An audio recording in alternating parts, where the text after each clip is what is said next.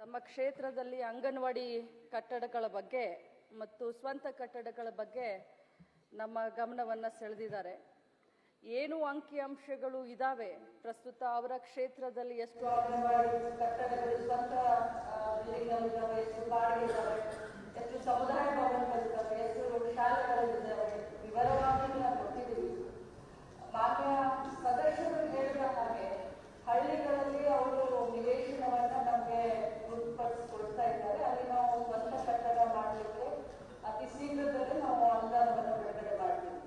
ಮತ್ತು ಇನ್ನು ಪಟ್ಟಣಗಳ ಬಗ್ಗೆ ಕೇಳ್ತಾರೆ. ಪಟ್ಟಣ ಅಂದ್ರೆ ಸಿಟಿನಲ್ಲಿ ಯಾವ್ದು ಏನಾದ್ರು ಸಿಟಿ ಬಂದ್ರೆ ಅಲ್ಲಿ ಏನಾದ್ರು ಪುರಸಭೆ ಅಥವಾ ಏನಾದ್ರು ಡಿಸಿಗಳಲ್ಲಿ ಈಗಾಗಲೇ ನಾವು ಬರ್ತಿದ್ದೀವಿ.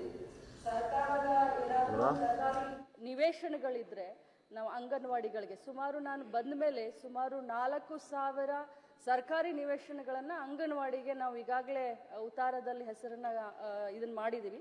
ಅದೇ ರೀತಿ ಮಾನ್ಯ ಸದಸ್ಯರ ಈ ಒಂದು ಕಾಳಜಿಗೆ ಅಪ್ರಿಷಿಯೇಟ್ ಮಾಡ್ತಾ ನಾನು ಅವ್ರಿಗೆ ಬರುವಂಥ ಸಿಟಿ ಅಥವಾ ಎಲ್ಲಿ ಏನು ಬರುತ್ತೋ ಅವ್ರಿಗೆ ಲೆಟ್ರನ್ನ ಬರೆದು ನಮ್ಮ ಅಧಿಕಾರಿಗಳನ್ನ ಖುದ್ದು ಅವ್ರಿಗೆ ಭೇಟಿ ಮಾಡಿಸಿ ನಿವೇಶನಗಳನ್ನ ಸಿಕ್ಕ ತಕ್ಷಣ ಅಲ್ಲೂ ಕೂಡ ಕಟ್ಟಡಗಳನ್ನ ಕಟ್ಟಿಸಲಿಕ್ಕೆ ನಾನು ಸನ್ಮಾನ್ಯ ಅಧ್ಯಕ್ಷ, ಇಲ್ಲ ಅಲ್ಲಿ ನಗರಸಭೆ ನಮ್ದು ನಗರಸಭೆ ವ್ಯಾಪ್ತಿನಲ್ಲಿ ಇರ್ತಕ್ಕಂಥದ್ದು ಕಟ್ಟಡಗಳನ್ನ ನಿವೇಶನ ಕೊಡಿಸ್ಬಿಟ್ಟಿದ್ದೇನೆ. ಈಗ ಉಳಿದಿರ್ತಕ್ಕಂಥದ್ದಕ್ಕೆ ಕಟ್ಟಡ ಇಲ್ಲ. ಅದನ್ನ ಅಲ್ಲಿ CS ಸೈಟ್ಸ್ ಇದೆ, ಅದಕ್ಕೆ ಹಣ ಕೊಟ್ಟರೆ CS ಸೈಟ್ ಆಕ್ಷನ್ ಮಾಡ್ತಾರೆ, ತಗೊಳ್ಳಿಕ್ಕಾಗಲ್ಲ. ಅದಕ್ಕೆ ಯಾವ ರೀತಿ ವ್ಯವಸ್ಥೆ ಮಾಡಿಕೊಡ್ತಾರೆ ಅದನ್ನ ದಯಮಾಡಿ ಹೇಳಬೇಕು.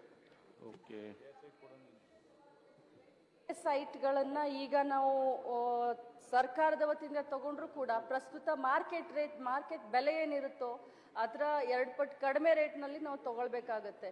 ಈಗ ನಮ್ಮ ಇಲಾಖೆನಲ್ಲಿ CA ಸೈಟ್ಗಳನ್ನ ತಗೊಂಡು ನಾವು ಕಟ್ಟಡ ಕಟ್ಟಲಿಕ್ಕೆ ಪ್ರಾವಿಷನ್ ಇಲ್ಲ. ತಮ್ಮ ಗಮನಕ್ಕೂ ನಾನು ತರಲಿಕ್ಕೆ ಬಯಸ್ತೇನೆ. ಆದರೂ ಕೂಡ DC ಗಳ ಹತ್ರ ನಾನು ಮಾತಾಡಿ CA ಸೈಟನ್ನ ಯಾವ ರೀತಿ ನಾವು ತಗೊಳ್ಬಹುದು, ಯಾಕಂದ್ರೆ ಸರ್ಕಾರದನೇ ನಾವು ಅಂಗನವಾಡಿಗಳು ಇರೋದ್ರಿಂದ ಯಾವ ರೀತಿ ನಾವು ತಗೊಳ್ಬಹುದು ಅನ್ನೋದನ್ನ ನಾನು ಚರ್ಚೆ ಮಾಡಿ ಅದನ್ನು ಕೂಡ ಕ್ರಮ ತಗೊಳ್ತೀನಿ ಅಧ್ಯಕ್ಷ.